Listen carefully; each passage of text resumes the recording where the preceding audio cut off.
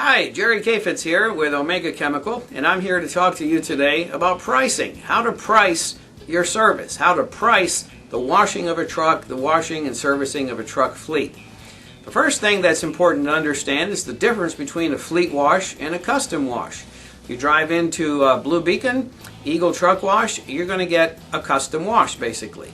You can ask what you want because you're paying a retail price. A fleet, however, is a different situation. A fleet, you're going to get a bulk service, the customer's going to get a bulk service, and it's important to distinguish between that service and a custom wash. Because if you start giving a custom wash at fleet wash prices, you're going to be pulling your hair out in no time at all. It's going to be, can you do this? Can you do that? Can you add this? As long as you're doing this, can you do that? And you just can't survive dealing with people on that basis.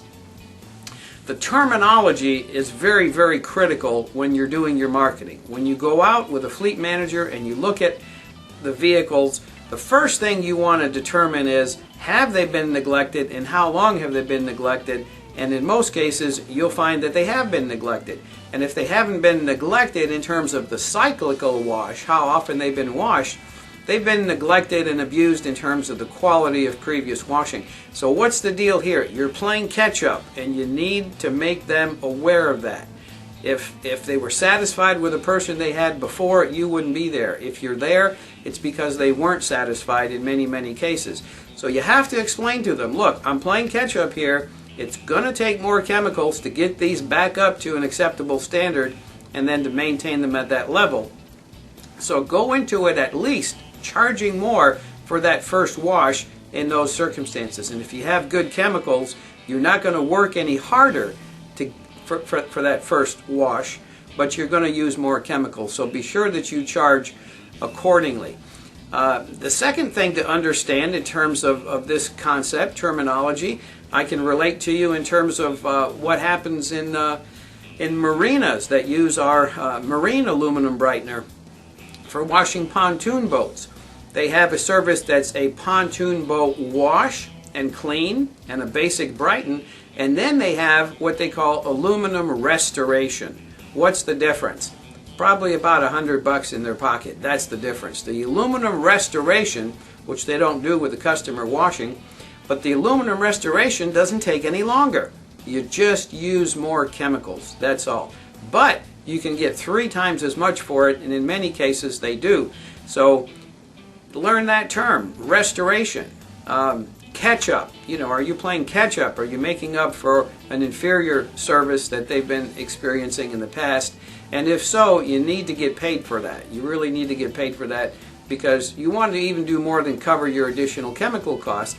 Why not make more money? Why not make twice as much money? Why not make 3 times as much money?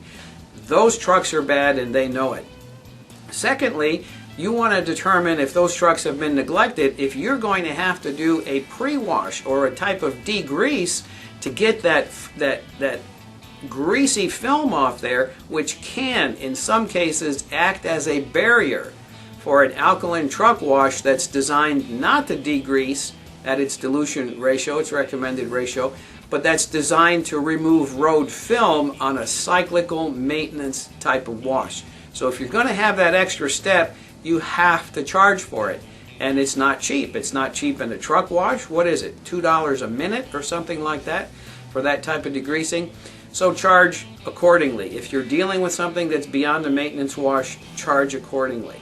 If you're playing catch up and making up for somebody else's bad work, I know when we started out in the truck washing business as Budget Mobile Truck Wash back in the 80s, we heard the same thing over and over again, almost word for word. We've got a guy now, we're not happy with him.